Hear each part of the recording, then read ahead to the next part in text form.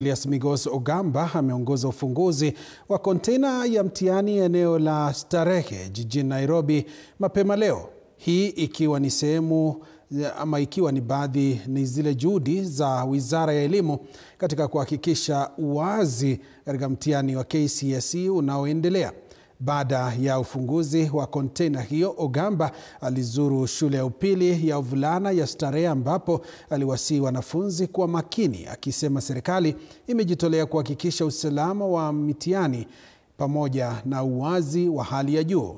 Mtihani huu unatarajiwa kuendelea hadi tarehe 21 mwezi huu.